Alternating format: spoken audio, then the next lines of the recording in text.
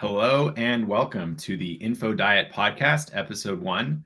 My name is Michael Gimmerin, and I'm joined today by Brian Keith. Welcome, Brian. I'm so happy to be here. The Uh, first one, I know it's goal. the first one, exactly.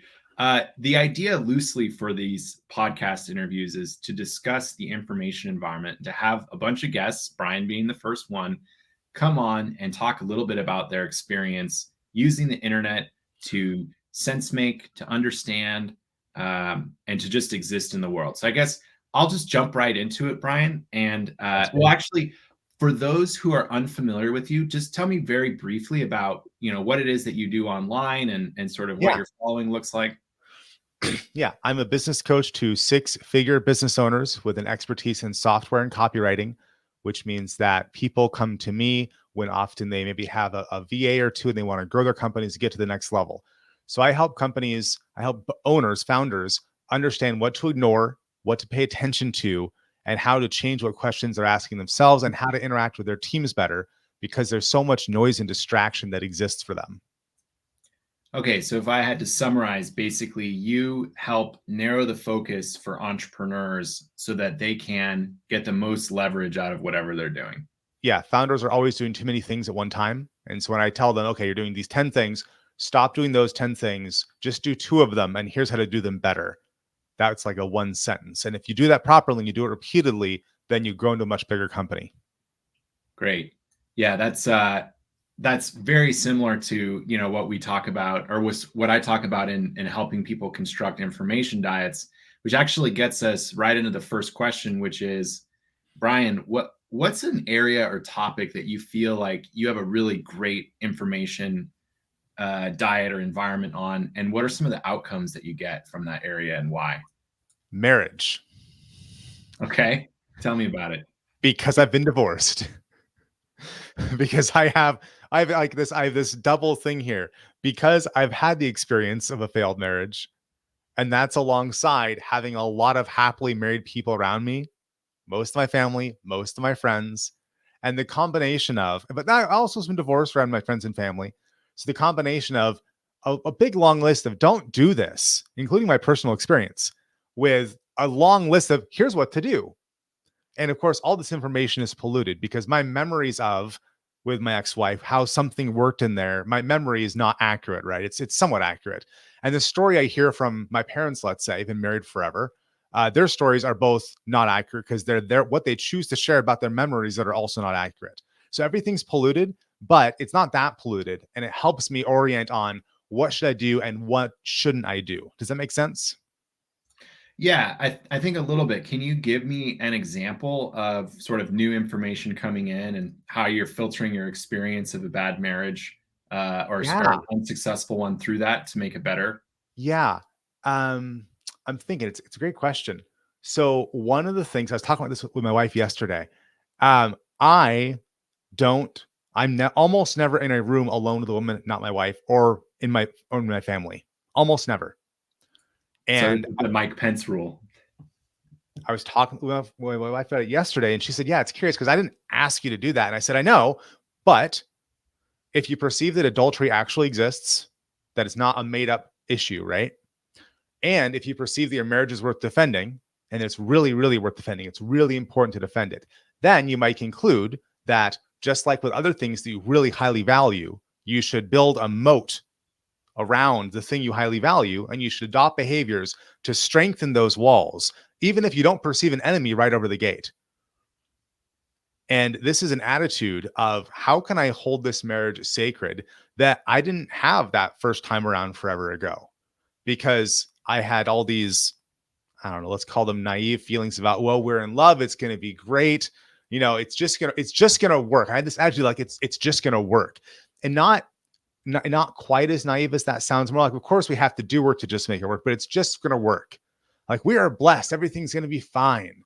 And now, and also having seen other friends be divorced, and other friends, the level of work they put into their marriage, I have more the attitude of it's just going to work because we're building walls. And have Okay. flamethrowers on the walls to burn down anything that can get in our way. Hopefully building some bridges too. Yes, well, we're inside. Her and I are inside the walls, right? Okay, together. Got it. But then, yeah, a lot of bridges to other happily married couples.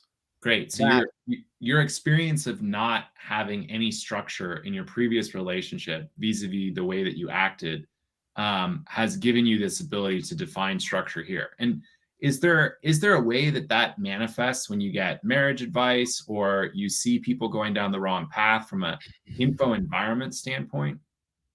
I think it's if you we all know that we adopt the behaviors of the people we hang around.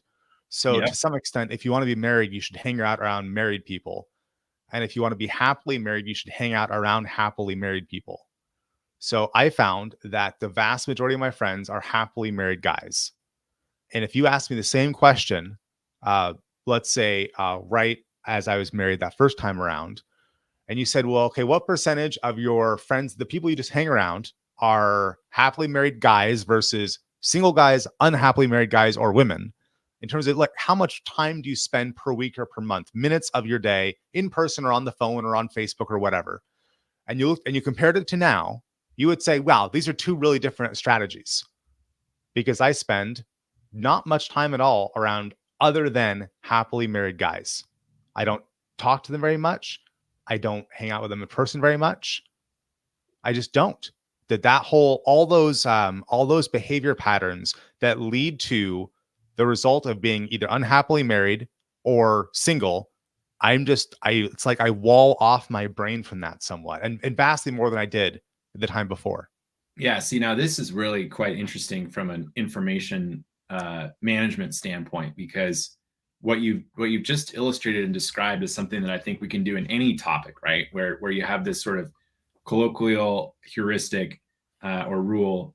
You're the combination of the five people that you're most comfortable with, and Yeah. that basically just a second, either intentionally or unintentionally, you've created an environment of other men who are all happily married. And so, as a consequence of that, every single piece of information that you're sharing or filtering or getting from that group of people is all filtered through the already happily married. So, you don't even get advice that someone who's unhappily married might say. And it's interesting because it's not even going to be advice necessarily about your marriage. It could be everything from Yeah. time management to money management to everything else. But like basically like that is such a huge outsized outcome being happily married that it affects all those other things as well. And furthermore, if any of those guy friends were talking negatively about their wife, not in a something isn't working out where we're going to fix it, but in a like a slandering kind of way, my level of respect for them would just plummet because they'd move from that happily married to the my wife and I are not on the same team. And I have compassion for those guys. I've been there. I have compassion. I have understanding. I have a lot of grace. But in terms of who I want to be closest to my information environment, they just moved themselves. They like hopped in a car and started driving away. Yeah. Oh, that's really fascinating. Any other kind of critical insights? Now, okay, let me ask you this question. Does your wife also have the same information environment where she also only hangs out with happily married women? She is a bit, so she's not as extreme as I am. I think part of it is age. I'm a little bit older. Uh, if I was back when I was her age, I think I just had more friends that were not yet settled down. So that's part of it. Um, so I think she's less extreme than I am. I think I am probably militant about this because I have experienced the trauma of divorce and my ex-wife leaving me and it being a disaster. Lost most of my clients, lost half my friends, like the whole pile, everything you hear about. We didn't Yeah. have kids. That was the one blessing, right? We didn't have kids. So I am, because I've experienced that level of trauma, I am really, really vigilant. Oh, that's awesome. And Okay. perhaps overreacting, right? I can't tell. I just know that I'm going to protect this relationship and keep it sacred every way I can. Yeah. No, I think that's really good because now question, do you repeat that strategy in other areas of your life? Like do you only talk about business with successful business people or I almost don't spend any time around fat people. yeah, people who are out of shape. I feel the same way Yeah. too. I feel like there Not are just a little overweight, but actually like obese in a you have like you've known there's a problem and you've not chosen to address it, and you've not chosen to address it in ways that are harming yourself and those who depend on you. Yeah. You Well, failed the personal responsibility test. it's interesting, right? Because you have the physicalness of it where someone obviously is not going to be able to physically perform at the same level when they're overweight. And then the other thing is that if they're undisciplined when it comes to the way that they present themselves Yeah. to the world, are they also undisciplined in other areas of their life? And if that's the Yeah. case, then that could be really kind of bad for you. So here's another place. I invest less in guys who have not invested in their own violence ability, where Okay. whether it's shooting guns, doing jujitsu. I did sword fighting for a decade. So I spent a decade in 50 pounds of armor with sticks, breaking people's bones through metal. And I'm not nearly as trained as when I was actively fighting, right? But if you have not spent time honing your ability to be dangerous, then I know that I can't trust you to protect my family. And if I can't, because you don't protect your own family. If you don't Right. know how to shoot, at least not at a great level, but at a decent level, if you can't put 2 rounds center mass at 15 yards in 3 seconds, why are we even talking? Because you don't care about your family. That's a pretty extreme position. But it Yeah. leads me to value those relationships with guys where I think, is this person able to fight? Do they actually care enough about their family to be dangerous? Because, of course, they're all married men, right? And Yeah. they're all mostly pro children married men. If you Right. don't care enough to protect your children, and not that you're always carrying a firearm or that you're at jujitsu every day, but that basic attitude, it's an orientation that says, my family's worth defending. And if you don't believe through your actions, my family's worth defending, then why would I want to have it's sort of like my moral environment contaminated with your perspective that your family is not worth defending because of reasons. Yeah, no, I really like that. So you basically have ever shrinking concentric circles, right? So you have the first circle, which is Yeah. guys who are happily married. Then the next circle is guys who are able to aesthetically present as healthy. And then the next circle, because obviously you don't know about people that may have some kind of, whatever. And then the third circle is guys who present as being able to be physically capable in the environment. I think that's Yeah. really fascinating. And then if you just deploy those three things, I mean, you just cut out. I mean, if it's only guys that you're talking to, so you cut out 50% of people. If it's only healthy guys that you're talking about, let's say 1 in 10 is healthy. I think that's the statistic for metabolic health. Yeah. So now you just cut out another 45%, and then you're going to say people with martial abilities, and let's say that that's half. So now you're looking at only 2.5% of Yep. people are already available for you, and so you're already losing out on massive amounts of noise. I Which love is it. sort of horrible because it's a lot of good signal as well. But here's the interesting thing. In my work, I work with some software called Key, formerly Infusionsoft, and I have over 1,000 colleagues that are also certified partners of the software. Who do I hang out with the most at conferences when you go to conferences? I hang out the most with guys who are married, who have kids, who are fit, who I think would be decent in a fight. Yeah. And No, now, and I think that their business ideas I, on average are better. superior. Yeah, and it's going to be Yeah. aligned. They're resonant with who you are, which is Yeah. totally awesome. And then And I the know other, some really smart women in our community, like really, really talented. And also I don't spend as much time with them as I would be with the guys. And I spend some, that's the context in which I am with alone with women sometimes is at business conferences, talking out on a patio or something in a bar.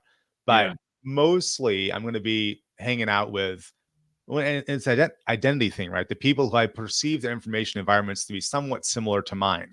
Because if a guy looks like he's in fighting shape, he looks like he's in fighting shape. I have one buddy who just got invited to do the Spartan World Championship in Dubai, who's a father of a bunch of children, happily married guy with a successful business. Like this guy's, he's hardcore. Like, I yeah, like this guy. I'm going to trust him. yeah, He's like me, or like yeah. who I aspire to be, more specifically. Right, right. No, I think this is great. Okay, so that was good information environment. In fact, that's actually great. Now let's talk about the opposite, which is bad information environment. So where's an example of you have sort of like a or maybe bad is the wrong word. Maybe it's more like what's one that's not delivering the results that you'd like it to have. Such a good question. And there's different ways I could go with this. I can look at my personal failings and where am I not living up to my standards? That's one direction we can go in. We can look at where do I feel like I'm probably confused. Uh, but I don't really know. Yeah, you don't know what you don't know, so there's some challenges there. Ask me questions. Let's expose some area of ignorance or weakness in me, and then we'll go dive into that. Well, so I guess a good question would be, if you were to think about all of the goals that you have and your progression towards them on some kind of time scale, like daily, weekly, monthly, um, do you feel like you are making enough progress against all of those goals on those timelines? Yes. Not as Okay. much as I want, but I'm occasionally reminded that there's other humans around doing their own thing. And when I'm compared to any of them, or even my parents, this is a big problem we have. I see my parents and I go, "Oh, I'm so far behind." And then I hit a birthday, so we're thinking about our age, and I ask my parents, I ask my wife's parents, "Well, what were you doing at that age?" And I hear their stories, and I go, "Holy smokes, I'm really far ahead." Even though I feel ahead one day a year, and then I go back to feeling behind the other 364 days of the year. Now, that's an interesting question because normally we don't want to compare ourselves to others. So, why do you say that you feel ahead for just one day and then behind for the other 364? Because it's an aspirational thing about that I could be better than I am. Got it. Oh, I see. So, basically, I have like when it would be like when you're in the real world, if you will, away from keyboard, where you're not mostly with yourself. Because as we know, being a guy is pretty solitary. That's really where you're focused on comparison. Your focus of comparison is yourself. But when you go out, it's kind of like when I go to the airport, or I guess what you would experience when you go to like an amusement park is that suddenly you're now with everyone. And so you see things that you don't normally see. To your point from earlier, I men was who at are the not mall. married, in good shape and can fight.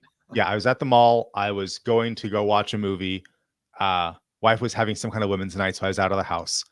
And I asked them thankfully, well, how many previews are on this? Like, oh, half an hour previews. So I went for a walk and I walked around the mall. And I live in a pretty normal place, nothing unusual here. And I walked around and I thought, because I've done a decade of sword fighting, so I got some sense of who is actually could take me in a fight. And it's not highly defined. I've not done cage fighting, just bare knuckles, but I have some sense of who could take me, like who's dangerous, right? And I'm walking around this mall, and there's like three guys who are dangerous there. But almost every guy I see walking around is weak, and not like a little bit weak, but a lot weak. And I walked around and I thought, wow, if I'm ever feeling crap about my lack of physical fitness ever again, and I want to change my mind, I need to go back to the mall and just go walk around for 5 minutes. Because I'll Right. conclude that, wait a minute, I'm in the top 10%, even though I feel like I'm in the bottom 50% because who do I hang around? I Yeah. hang around people like people have been invited to the Spartan World Championship in Dubai. And compared to that guy, compared to my mountain climbing buddies, compared to my sword fighting friends, I haven't even started. Right. Yeah, that's an interesting point. I do something similar when I don't feel properly motivated. I imagine early in my life when I used to take the bus. I took the bus like one time in San Francisco, and that was enough to remind me that I never wanted to take the bus, and so then I would work really, really hard to not have to take the bus. I know a lot of people do because they want to, but for me, that's sort of my equivalent to remind myself. Okay, so basically, so the reason why I asked that question is that a lot of people will say, my outcomes are not great, and here are the multitudinous areas that I'm trying to focus on, and then when they don't see the results that they're trying to get, oftentimes it's because they're breaking focus and they're letting too much noise in. And basically what I've heard from you is that you have a set of goals and you're progressing towards them at a rate which you're pleased with, right? And we can talk about sort of ways to improve that. Please, I'm not disgusted on a regular basis, which sort of counts as pleased. There's a personality, there's a personality type that's always dissatisfied. So I got a story for you. I was Yeah. once working a fancy job just out of college. And then the recession was showing up in 2008. I was not performing at a high enough level in the sales role. And I was looking at leaving the company / I was also being laid off because I wasn't performing well enough. And talked to my brother and said, brother, I'm thinking about leaving my fancy job. And he said, and I laid out all my reasons. And he said, sure, leave if you want, but understand, you're not going to be satisfied with anything you do because it's not your personality type. And he goes on to say that he's always satisfied and I'm never satisfied. And probably we should each take a page of each other's book, but I'm the one more likely to do that because he's always satisfied. He doesn't want to change, whereas I'm always wanting to change. And that personality type is really good at some things, but it comes with a cost, just like every other personality type, right? Right. So I would say there's many areas of my life that I'm not disgusted with myself in. How's that for a self-esteem talk? Yeah, right. Well, so then the question that I have is this a function of ambition? What is ambition?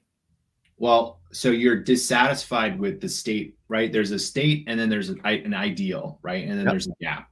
So you have your state and then your gaps. And so if you're constantly in a position where you're looking forward or looking further ahead and that gap is, potentially very wide, that can lead to a bit of dissonance that you want to try and fill, right? Which is Yeah.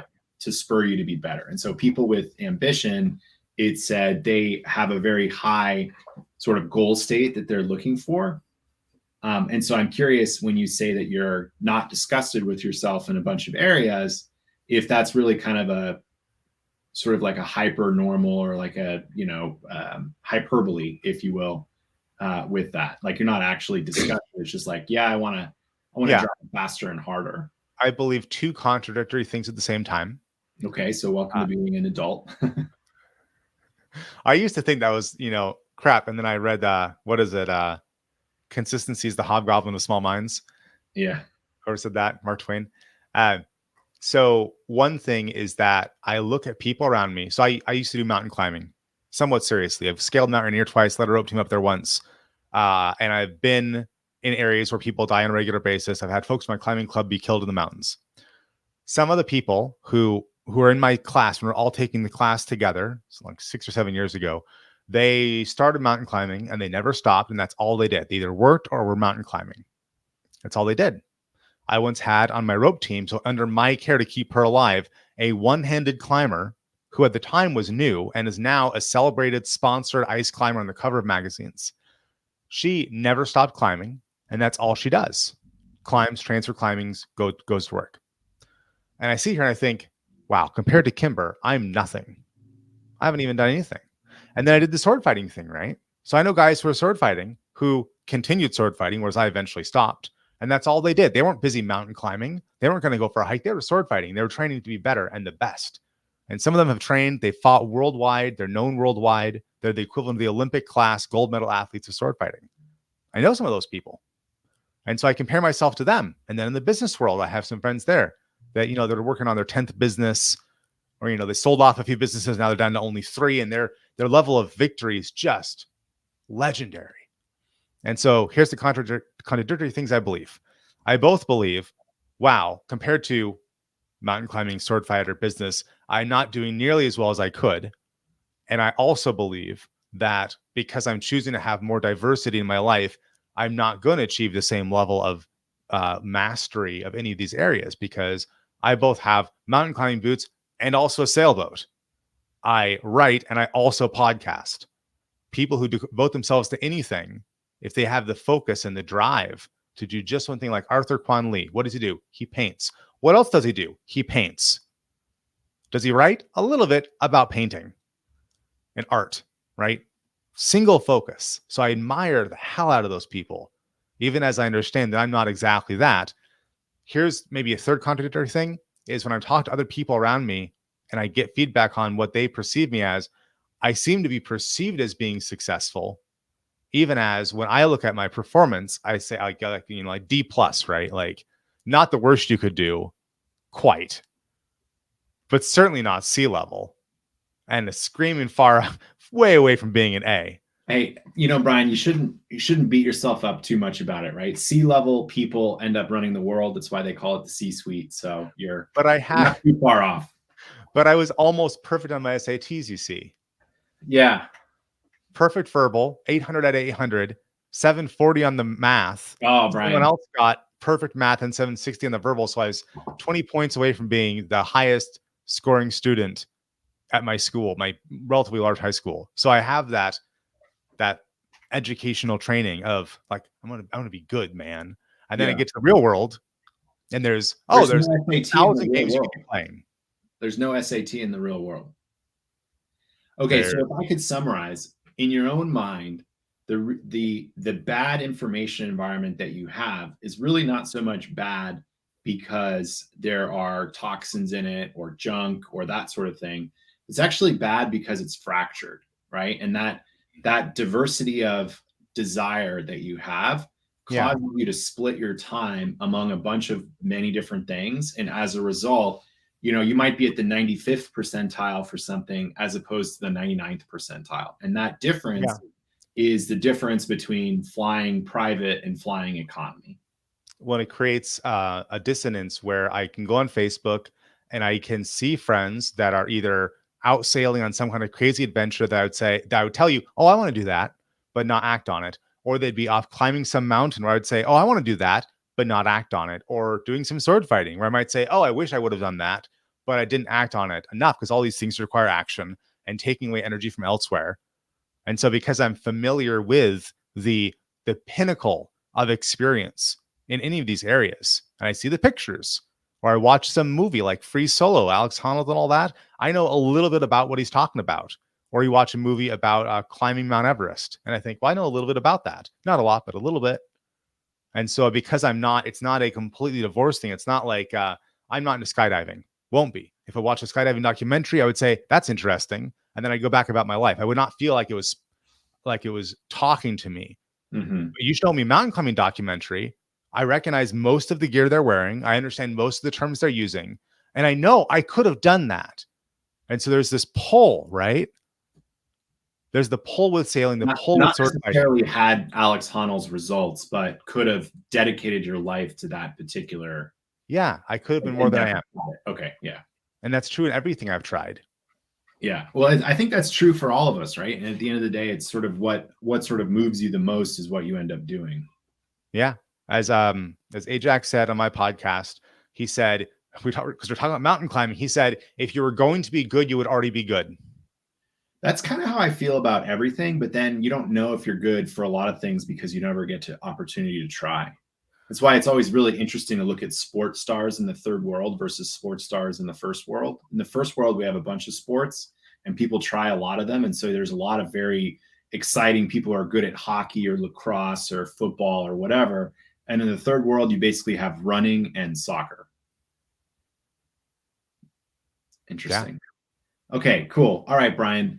This has been a good conversation to start. So I guess the question now is, so you and I have known each other for a while, a few years now, and you know that I've been exploring the information environment and how to help people. I would probably rate your information environment at like an 8 or a 9 out of 10. And so I don't know necessarily if you agree or if you're trying to improve something there, but I'm curious, nevertheless, if you have any questions for me. I think that assessment probably is accurate, which is a little bit, I don't know, terrifying is too strong a word. Disappointing is not quite right. But for everyone who's suffering from a crap information environment, I remember it was a couple of years back where you and I were talking, and this was before the 2020 election. And as a result of going through your sense making class, I ended up turning off Twitter for a whole month, except for stuff I had to do for work. And for October of 2020, I just was not on Twitter at all. And then I sort of came back to it a month later. It was like, whoa, a lot went on there. Yeah. And I still think back to that sometimes, even though I'm way more addicted right now than I was then when I took a whole month off. Right. And I think, how much chaos and crisis did I not take into me? And so I see for me that Twitter is a way to get other people's crises that don't actually affect me injected straight into my veins. I'm curious for you, what do you see as the most common way that people are kneecapping themselves, like I was and am with Twitter, in their information environments? Oh, yeah.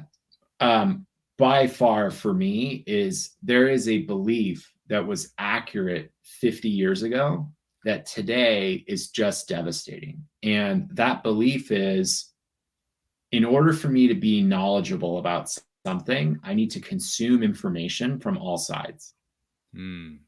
Right. Yeah. So if you think back, let's just say the 1970s, very few people who are watching this are from the 1970s, but just imagine that information environment where you have a limited number of newspapers and a limited number of television channels. And because of that, the events that were happening in the world were covered by all of those newspapers and all of those television channels.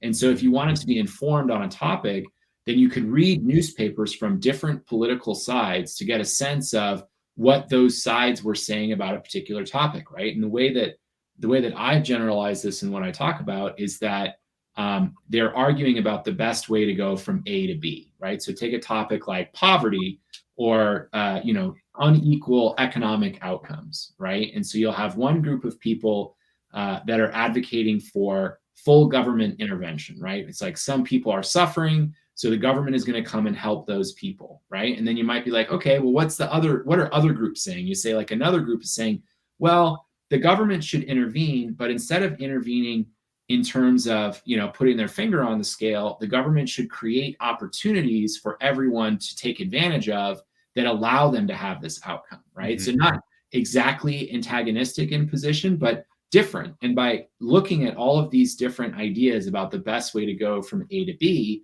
you could come up with your own sort of superposition of all those ideas. And this is taught in schools today. And the problem with that is that today when we argue, we're not arguing about the best way to go from A to B. We're actually arguing about what is A, right? So if you ask people, what is the current state? And why is that desirable or not desirable? You get radically different answers. And so if you're trying to integrate what you think of as an A to B path, but is actually an A prime to B path and an A to B path, you're going to go psychotic. And so the number one thing that I try to tell people is I say, look, there's no such thing as an info bubble. That's not true, right? It's like any event that's significant in your life is going to break through your information environment. So, and you can do tests to figure this out. And we can talk about that if that's interesting. But for the most part is that you need to decide what it is that you want to do and then consume information that gets you closer to what it is that you want to do. So do not like read both sides of an argument. That's a way to go crazy. You're reminding me of the two kinds of people in the world: those who think it is reasonable that adults be permitted to carry firearms concealed without a license, and those who think that that's evil or wrong in some way. And 20 years ago, that wasn't legal anywhere in the US, or maybe it was just Vermont at that point. And then shortly thereafter, it was Vermont and Alaska. And then eventually it was now a bit less than half the states, where you as an adult, unless you're a criminal, you don't need a permit to legally carry a firearm. And if you're the kind of person who thinks that's sick and wrong, and anyone who thinks that is good is evil, I don't want to talk to you. I don't need more information. You're just wrong / evil. One of those or both. Yeah. I don't care about you. And that, say, high school aged, I was laughed at. So we had this big assembly in our Washington State Senator, Patty Murray, was there talking to us. And she was taking questions from the audience. And I, a teenager, was asking her about gun control. And she just mocked me and got everyone to laugh at me instead of having an actual conversation. Because at the time it was, if you can just other somebody and mock them for the idea that individuals should get to defend themselves, that was her approach. And it worked because she's still a state senator and she just got everyone laughing at me and she had a good time. Everyone else laughed at me. Yeah, definitely not a way to build bridges, right? Not a way to. I have no desire for bridges with those people. That at this point, if you think that it's moral to not defend your family, you're not an adult. You're pretending to be an adult. And I don't need to discuss things with children. Yeah, I definitely think I agree with that, right? Which is basically if someone holds a set of beliefs that are completely antithetical to your set of beliefs, it's not good to consume information from them because at best, what you're going to do is you're going to confuse yourself. That said, I do think that, for a long time on the politics side, people said that one side thought the other side was naive and the other side thought the other side was evil, right? And so those were sort of at cross purposes or switch tracking as opposed to actually along like a binary continuum. I do think it's problematic to describe people as evil, right? And to other them because it does tend to lead to violence. So the way that it's the first podcast episode, and this is sort of the final thing that I would leave us with is that tolerance, good; acceptance, not good. Right. So we should be very promiscuously tolerant of things, but we should not accept very much. So we want to be very closed-minded in what we accept, but very permissive in what we tolerate. That sounds right. Cool. Well, thank you, Brian. I really appreciate you. This has been the first episode of the Info Diet podcast. This is Brian Redbeard Keith. You can find him on Twitter. He's also all over the internet. It's Redbeard, right? That's your handle. I'll put my glasses on. Redbeard Brian everywhere, and my podcast is at redbeard.am. That's more business focused than this kind of philosophy stuff. It's a little bit more mild mannered than what I've shared here today. It's okay. It's we're all sort of sense making together through this collective moment, and very exciting. All right, thanks everyone. Have a good one.